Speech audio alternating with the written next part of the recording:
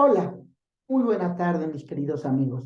El día de hoy vamos a hablar de un tema muy importante, es la empresa. La empresa como tema medular de esta cápsula.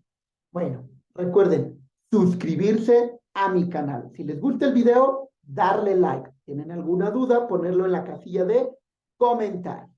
Vamos a arrancar. Bueno, es importante establecer que en la legislación mercantil, llámese la Ley General de Sociedades Mercantiles, llámese el Código de Comercio, llámese la Ley de Concursos Mercantiles, llámese la Ley General de Títulos y Operaciones de Crédito, entre otras, no establece o conceptualiza, ni mucho menos suministra una definición jurídica o legal del concepto empresa. Aunque, ojo, para un servidor es un término económico. Y como concepto económico se define como esa organización que se dirige a la producción, al capital y al trabajo.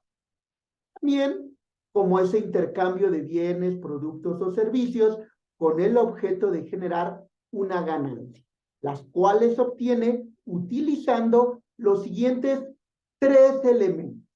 Vamos a empezar con el primer elemento. Bueno, es importante establecer estos tres elementos. ¿Cuáles son estos tres elementos?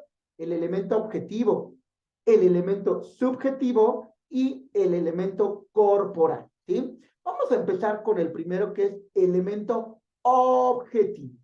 En los elementos objetivos vamos a tener al patrimonio o a la hacienda. También vamos a tener a la clientela, el derecho de arrendamiento, el aviamiento, la propiedad industrial y en los derechos de autor, entre otros. Pero vamos a arrancar y vamos a empezar con el primer elemento objetivo, que es el patrimonio o la hacienda. Ojo, recuerden que la empresa debe de tener un patrimonio. ¿Para qué? Para que pueda realizar sus operaciones. De acuerdo a la doctrina, hay algunos que lo consideran como la hacienda, pero este patrimonio es indispensable. Si no hay patrimonio, no se puede operar. Si no hay patrimonio, no se puede llevar a cabo ninguna actividad de la empresa. Por ello, el patrimonio es parte medular de estos elementos objetivos. También vamos a tener a la clientela. La clientela, podrás tener todo, pero si no tienes clientes, pues ya quebraste o ya cerraste tu empresa. ¿Por qué? Porque podré hacer, vamos a suponer, unas sillas y mesas extraordinarias, muy bonitas, no solo bonitas, funcionales. Los pongo en mi local, nada más no se para ni una mosca. ¿Qué sucede? Pues que no me están comprando esas sillas, mesas, escritorios y por tanto no puedo vender. Si no hay clientes, pues lo más seguro es que la empresa vaya en decadencia. Vamos a ver un tema dentro de estos elementos objetivos importante, que es el derecho de arrendamiento. En el derecho de arrendamiento es muy importante porque el lugar, la ubicación donde tú te sitúes, va a ser determinante para tener patrimonio, para tener clientela, ya que vas a vender más. Y muchas veces importa dónde coloques tu negocio, dónde coloques ese local para vender tus productos o tus servicios. Entonces, este derecho de arrendamiento nos va a permitir que, uno, durante ese plazo, no pueda el dueño del bien, el dueño del local, el dueño del inmueble, que en este caso es el arrendador, desalojarme porque tenemos un periodo de vigencia con ese contrato de arrendamiento.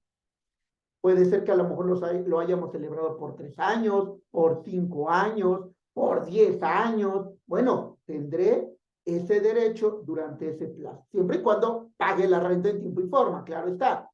Pero también otro de los derechos del arrendamiento es, por ejemplo, tener un plazo o tener prioridad, por ejemplo, para poder arrendar. Es decir, ya termina mi plazo del arrendamiento, supongamos 5 años, y el dueño del inmueble, el arrendador, va a volver a rentar el inmueble. Bueno, yo, como ya renté ese inmueble los últimos 5 años, tengo el derecho de preferencia para un nuevo arrendamiento. Repito, yo cumplí en tiempo y forma con el contrato, cumplí con la renta y con las cláusulas del contrato de arrendamiento.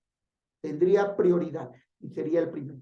O en su caso, a lo mejor, vamos a suponer, el dueño del inmueble, el arrendador, ya no quiere seguir rentando el bien, quiere vender el inmueble. Ok. Entonces, los primeros que tenemos derecho a que nos notifique o que nos invite a esa venta somos nosotros como arrendatarios. Yo estoy rentando el local, yo estoy rentando el inmueble y lo quiere vender el dueño, el arrendador. Bueno, a mí me tendrá que dar ese primer derecho. Y yo le señalaré si quiero o no quiero comprar ese bien. Pero el derecho me corresponde a mí. Por eso el derecho de arrendamiento es muy, muy importante. Porque, repito, en base a dónde te coloques, en qué localidad, pues vas a vender más. Por eso en los lugares céntricos o en las colonias centro de cualquier municipio, entendiendo que hay más de 2.300 municipios y en cada municipio hay una cabecera, hay una colonia centro. Pues en esos lugares normalmente hay una afluencia de gente y por tanto en esos lugares la renta es un poquito más cara. ¿Por qué? Porque hay mayor tránsito de peatones, mayor comercio y esto hace que incremente la renta.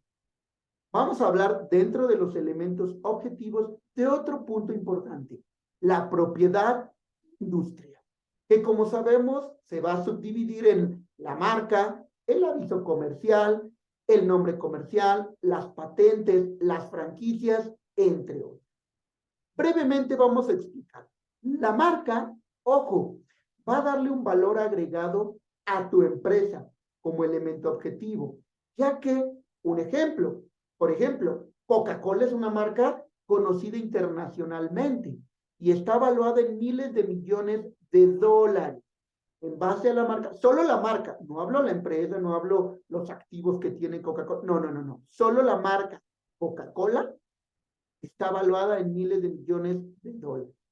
Entre más esté posicionada tu marca, mayor es el costo que va a tener esa marca si es que tú el día de mañana la quieres vender.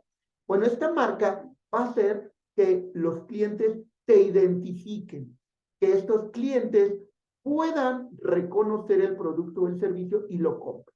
Ojo importante, a la marca no hay que confundirla, no hay que confundirla con por ejemplo, la denominación social o la razón social. Una cosa es la denominación social y la razón social, que son los nombres de la sociedad mercantil. Entonces, estas son diferentes. Esto, hay un video que aparece en mi canal de YouTube que se llama Sociedades Mercantiles, parte 3, que hablo de la sociedad en particular, sociedad anónima, y explico la diferencia entre denominación social y razón social. Ojalá lo puedan ver para, pues, poder incrementar este conocimiento. Bueno, entonces no hay que confundir la marca ni con la denominación social ni con la razón social. La marca es diferente a estas dos. Incluso, breviario cultural, la marca se registra y se inscribe en el Instituto Mexicano de Propiedad Industrial, es decir, en el INPI. Pero la razón y la denominación social se inscriben en la Secretaría de Economía. Entonces, para empezar, su procedimiento, su inscripción y su registro son diferentes ante autoridades diferentes. Entonces, la marca, no hay que olvidarla, pertenece al INPI, se registra en el INPI.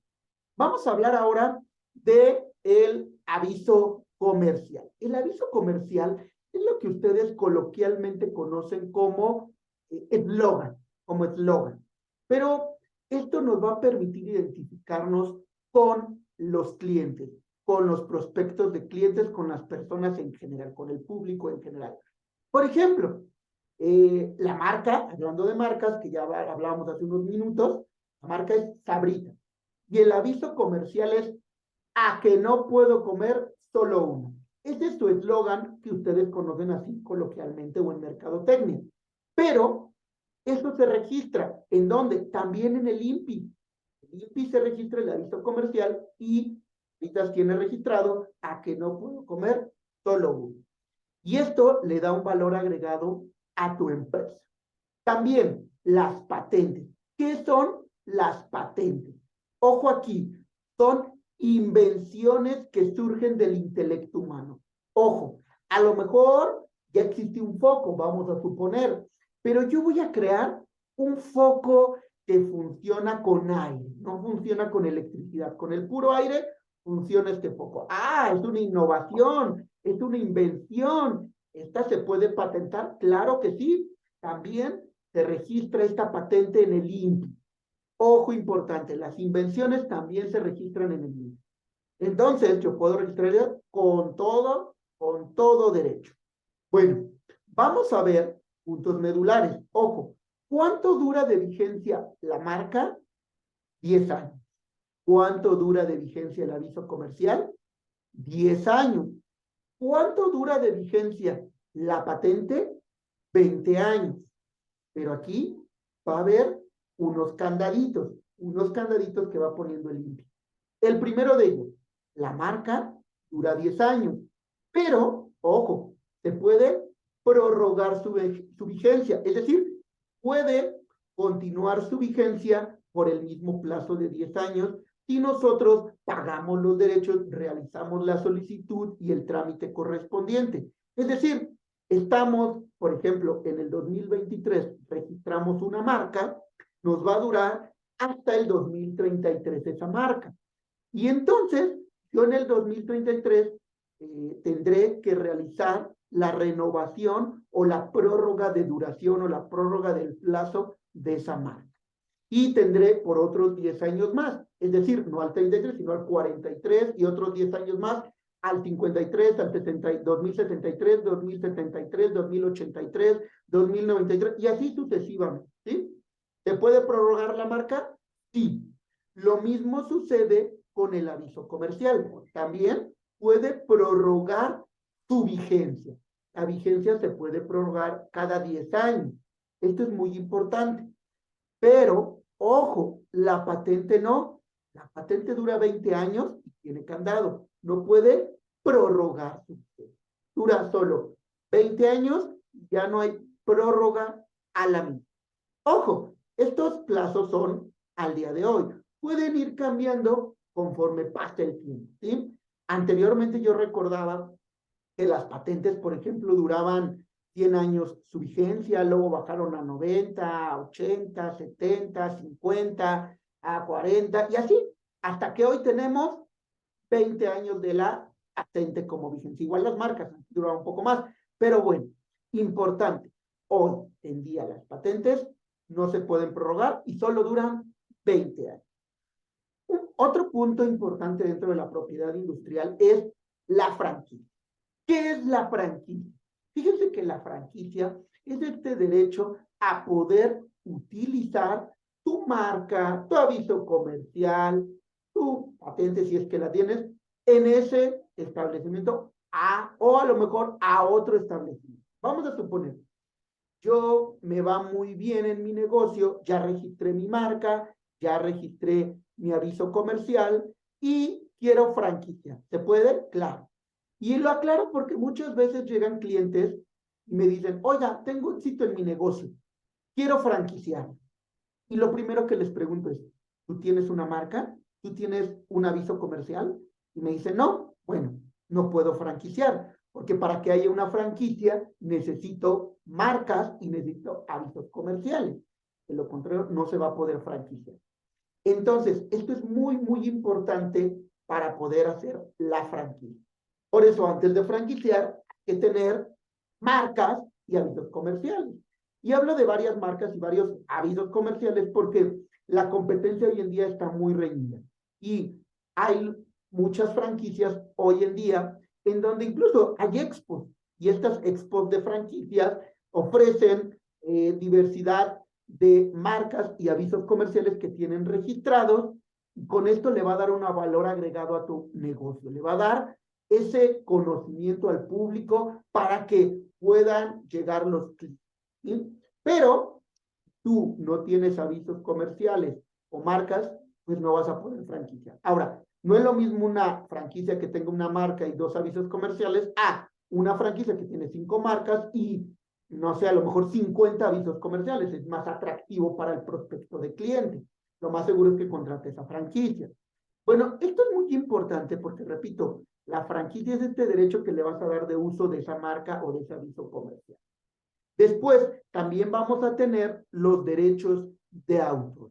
En los derechos de autor, estos se registran y se inscriben en INDAUTOR, en el Instituto de Derechos de Autor. Y entonces, ojo aquí, fíjense, quiero aclarar, entre la propiedad industrial, que son las marcas, los avisos comerciales, nombres comerciales, las patentes, las franquicias, entre otras, y los derechos de autor, que son diferentes, ojo, los derechos de autor única y exclusivamente son registrados por personas físicas. Nada más, nada más. Los derechos de autor son registrados por personas físicas. Pero la propiedad industrial puede ser registrada por una persona jurídico-colectiva o por una persona física.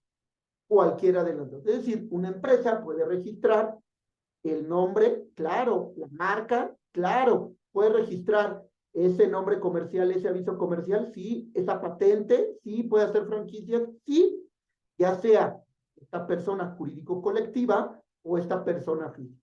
Pero los derechos de autor son exclusivos de las personas físicas. Los derechos de autor son, por ejemplo, a lo mejor yo escribo una novela literaria, entonces esos derechos deben de estar registrados. Los inscribo para que me reconozcan esa autoría. O a lo mejor publico un libro de derecho. Al publicar mi libro de derecho, bueno, voy a tener esos derechos de autor. O a lo mejor escribo una canción, soy cantante y tengo la autoría de esas letras de canción. Entonces las voy a registrar e inscribir en INDAUTOR. ¿Sí? Noten la diferencia entre propiedad industrial y derechos de autor. Propiedad industrial se registra y se inscribe en el INPI y el derecho de autor en INDAUTOR. ¿Vale? Estos son los elementos objetivos de la empresa. Vamos a hablar de los elementos subjetivos de la empresa, como lo son el propio empresario. Esto tiene mucha relación con el artículo 3 del Código de Comercio, que nos establece lo referente al comerciante. ¿A quién se le reputa en derecho comerciante? Incluso tengo un video que habla, y se llama El Comerciante, un video en mi canal de YouTube que habla de el comerciante. Vean ese video del comerciante porque existen 3 tipos de comerciantes.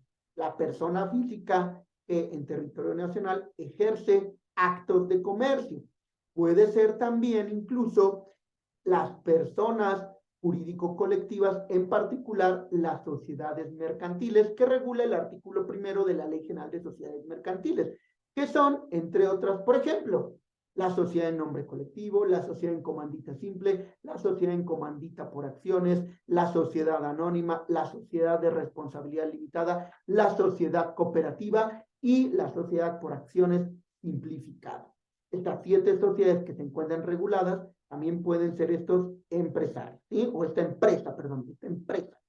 Y vamos a observar que como empresarios son las personas físicas que, pues, su finalidad es especulación comercial o fines de lucro.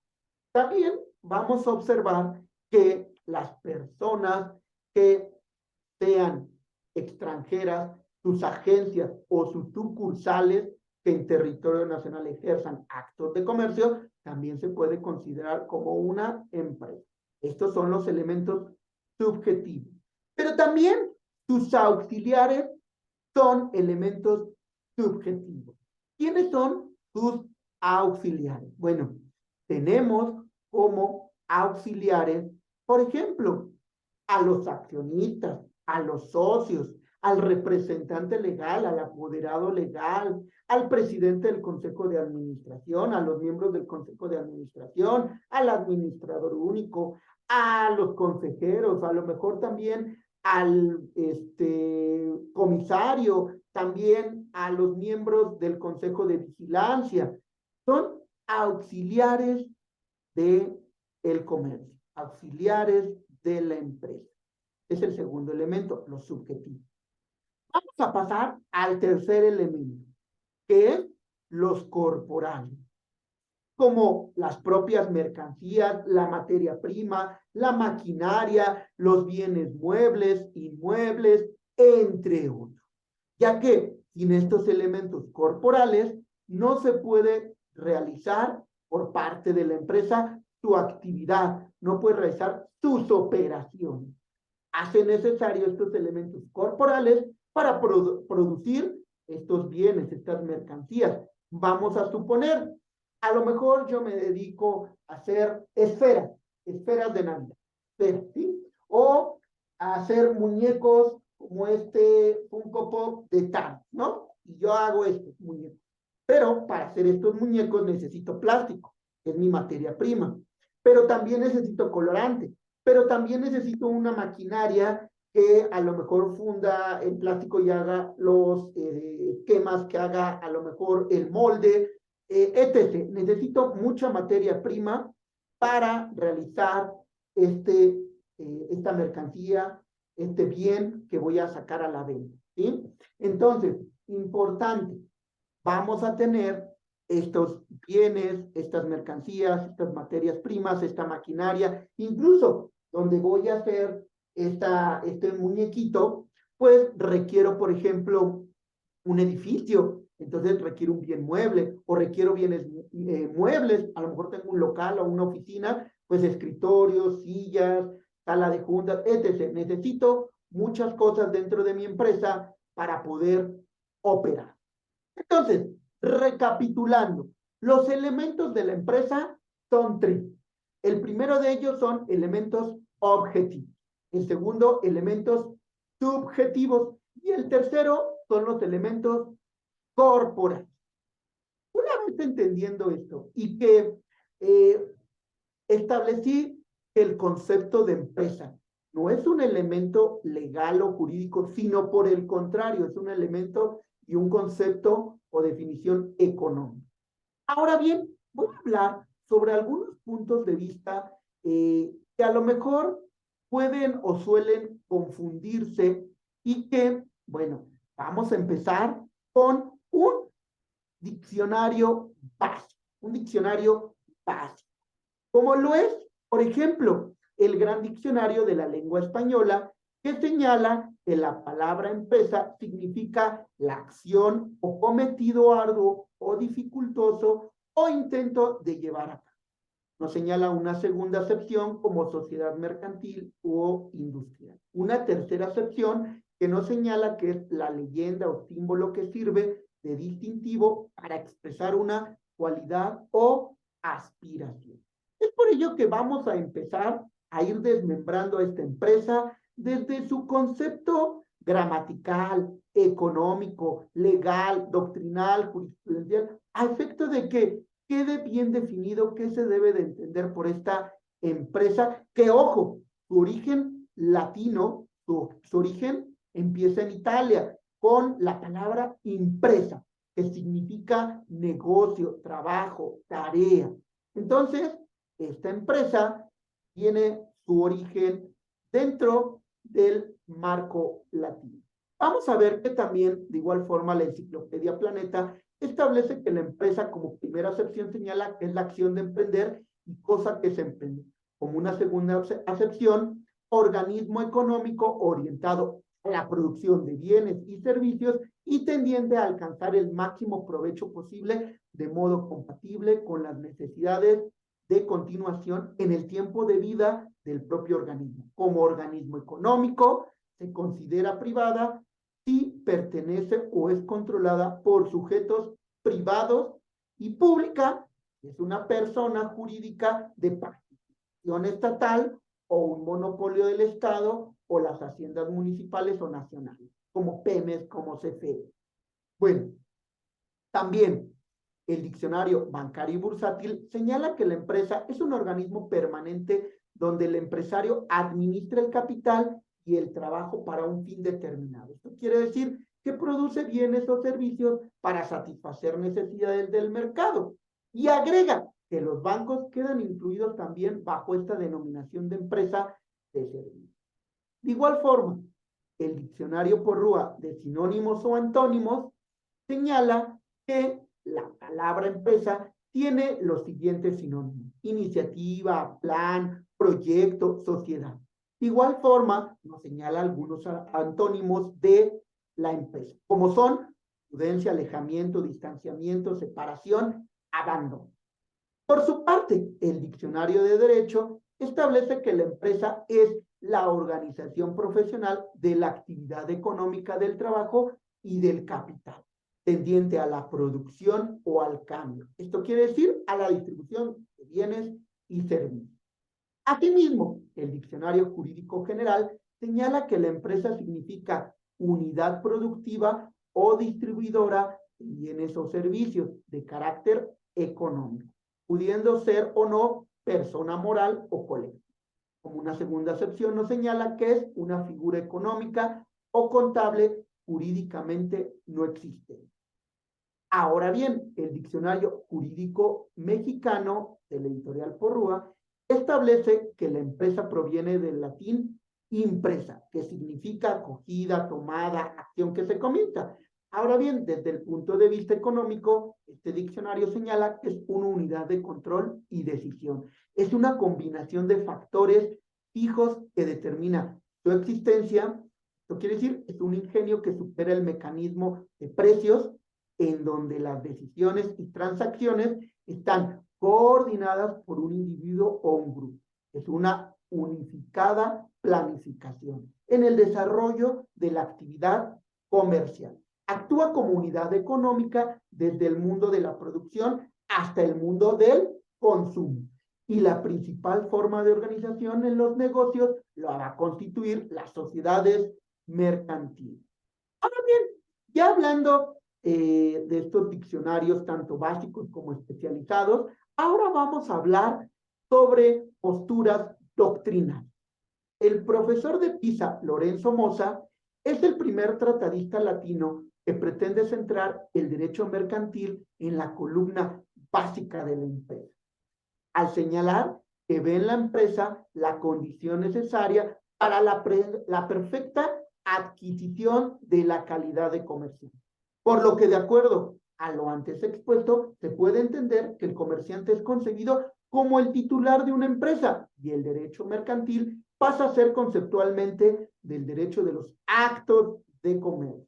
El derecho de las empresas, la que se consideran como unidades económicas, organismos de capital, trabajo, fuerzas, constituyen con su actividad el objeto central y básico del derecho comercial. También quiero comentarles, tengo un video que habla sobre los actos de comercio, abriendo un paréntesis y haciendo un breviario cultural. Tengo un video en mi canal de YouTube que habla sobre los actos de comercio, los que están regulados en el artículo 75 del Código de Comercio en sus 25 fracciones. Vean, revisen, analicen ese video para que puedan complementar la información. Algunos otros juristas establecen diferentes significados del vocablo empresa. Por su parte, Rafael de Pina Vara señala que la empresa como figura jurídica es un concepto problemático, ya que no existe de hecho una definición legal que lo englobe en su complejidad. Nuestra legislación mercantil no reglamenta a la empresa en forma orgánica, sistemática, considerada como una unidad económica. Se limita a regular en forma particular algunos de sus elementos, por ejemplo, las obligaciones fiscales, las obligaciones laborales, las marcas, las patentes, los derechos de autor, entre otros. Esto es lo que nos señala Rafael de Pina. También el doctrinario Jorge Barrera Graf establece su postura dentro de su obra Tratado de Derecho Mercantil, en el cual señala que el comerciante, mediante el ejercicio del comercio, realiza la función de optar al mercado general de bienes y servicios con fines de lucro. Puede aportar estos bienes o servicios, pero recuerden, con fines de lucro. Esta actividad es realizada por el comerciante individual o social a través de la organización de los elementos patrimoniales y personales necesarios. elementos que en su conjunto integran a la empresa. Esta empresa, que es la organización de una actividad económica que se dirige a la producción o al intercambio de bienes o servicios al mercado. Esto es lo que nos señala Barrera Graf. Por su parte, el jurista Roberto Mantilla Molina establece que para definir a la empresa prefiere utilizar el término de negociación mercantil, entendiendo por esta al conjunto de cosas y derechos combinados para obtener y ofrecer al público bienes o servicios sistemáticamente y con propósito de lucro. De igual forma, el reconocido catedrático Raúl Cervantes Ahumada manifiesta que el concepto de empresa establecido en la Ley de Navegación es extendible a la empresa mercantil en general y por lo tanto el concepto general de empresa mercantil se puede expresar de la siguiente forma. Es una universalidad de hecho constituida por un conjunto de trabajo de elementos materiales y de valores incorpóreos coordinados para la producción o el intercambio de bienes y servicios destinados al mercado general. También la doctora Elvia Arcelia Quintana Adriano coincide que la palabra empresa debe considerarse como el eje con el que gira todo mecanismo económico jurídico cuya función consiste en combinar todos sus elementos para obtener un mayor rendimiento. Vamos ahora a hablar de las menciones que hacen en la legislación. Saber que, ojo, en la legislación mercantil, ya lo dije al inicio de este clip, de este video, no conceptualiza la palabra empresa en ninguna legislación mercantil, solo en la legislación laboral, pero ahorita voy a hablar de ello. Vamos a ver que hace menciones, no conceptualiza, ojo, no define, no da un concepto en la legislación mercantil, solo los menciona. Por ejemplo, en el artículo 75 del Código de Comercio, en el que señala que la ley reputa actos de comercio, tanto en su fracción 5, sexta, séptima, octava, novena, décima y onceava, nos hace mención a esta empresa. Por ejemplo, en el artículo 75, la fracción quinta nos señala las empresas de abastecimiento y suministro. Es decir, que a estas empresas se les va a considerar actos de comercio. Es decir, a todas las menciones que ahorita hagan, la ley va a reputar actos de comercio. Por ejemplo, la fracción sexta nos dice las empresas de construcción y trabajos públicos y privados. La fracción séptima, las empresas de fábrica y manufactura. La fracción octava nos habla de las empresas de transporte de personas o cosas por tierra, por agua y las empresas de turismo. La fracción novena nos habla de las librerías y las empresas editoriales y tipográficas. La fracción décima nos dice las empresas de comisiones de agencias de oficinas de negocios comerciales, casas de empeño y establecimientos de venta en pública al moneda. También la fracción onceava, las empresas de espectáculos públicos. Por consiguiente, estos artículos nos van señalando estos puntos medulares. Voy a compartir en un segundito para que ustedes puedan ver estos artículos. En un segundito, por aquí los debo de tener. Aquí está. Miren, tenemos, por ejemplo, aquí en el artículo 75 del Código de Comercio, que aprovecho y hago un pequeño paréntesis. Tengo un video para que ustedes lo vean, que se llama Actos de Comercio. Este video de Actos de Comercio voy desmembrando las fracciones de este artículo 75, que en total tiene 25 fracciones, y voy desmembrando. Entonces, les puede ayudar un poco también a entender este panorama. Porque todo va conjunto. Necesitan saber o ver el video que tengo en mi canal de YouTube de El Comerciante, ver el video del comerciante, pero también necesitan ver el video de Actos de Comercio. Bueno, vamos a ver que hace mención a la empresa, como ustedes pueden ver en esta diapositiva, pero jamás está conceptualizando, está definiendo la palabra empresa, ¿sí? Bueno, vamos a continuar. Vamos a observar que en este sentido tenemos también que ahora sí, en el artículo 16 de la Ley Federal del Trabajo, sí nos establece Solo en esta, pero es de ámbito laboral, una definición de lo que es la empresa. Y nos dice el artículo 16 de la Ley Federal del Trabajo, para los efectos de las normas de trabajo, se entiende por empresa la unidad económica de producción o distribución de bienes o servicios. Por su parte, el artículo 2 de la Ley de Navegación señala que para los efectos de esta ley se entiende por, y nos dice la fracción 90, naviero o empresa naviera, el armador o empresa armadora, de modo sinónimo, la persona física o moral que teniendo bajo su propiedad o posesión una o varias embarcaciones y o artefactos navales y sin que necesariamente constituya su actividad principal.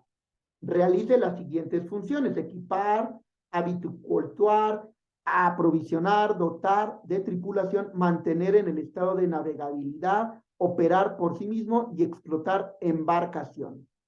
Bueno, vamos a ver que tenemos también en el artículo 16 del Código Fiscal de la Federación, que nos señala que para fines de captación, para fines de recaudación, pues como nosotros, personas físicas o personas morales o jurídico-colectivas, a fin de que no se le vaya nada, porque dice, se entenderá por actividad empresarial la siguiente.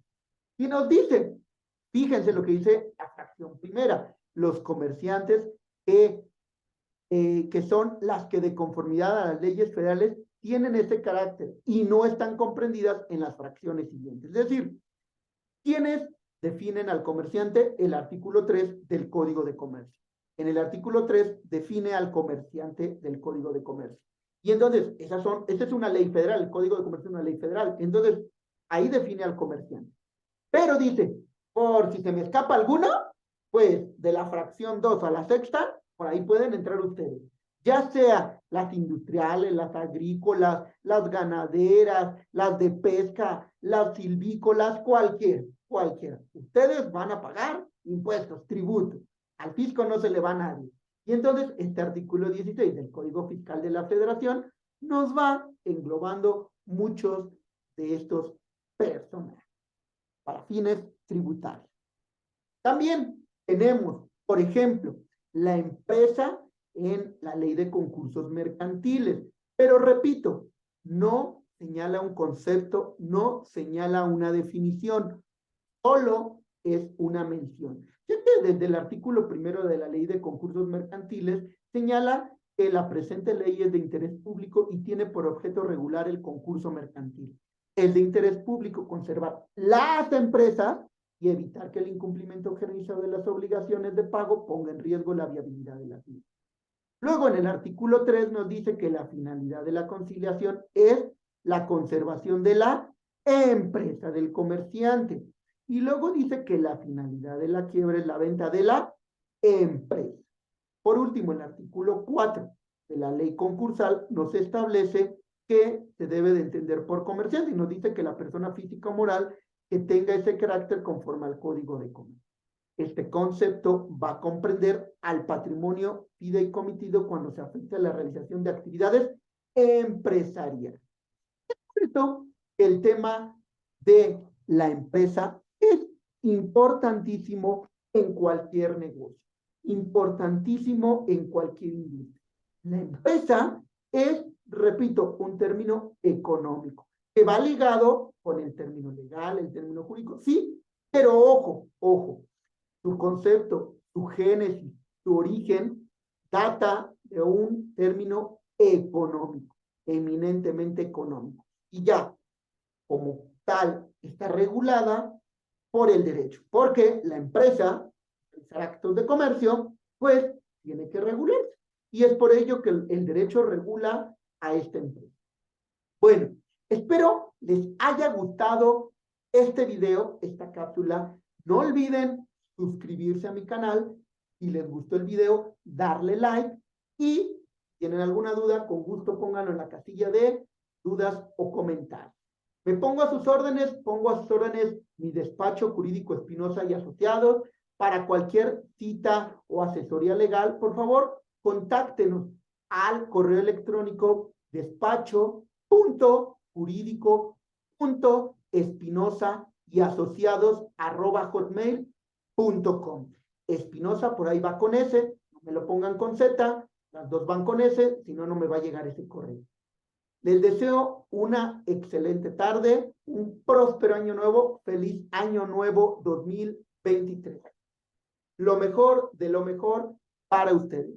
Con este video cierro el año porque este es el último video de este año 2022. Hasta la próxima y la mejor vibra para todos ustedes. Bendiciones en sus hogares y lo mejor de lo mejor. Hasta luego y nos vemos. Cuídense y pásenla increíble en este año nuevo.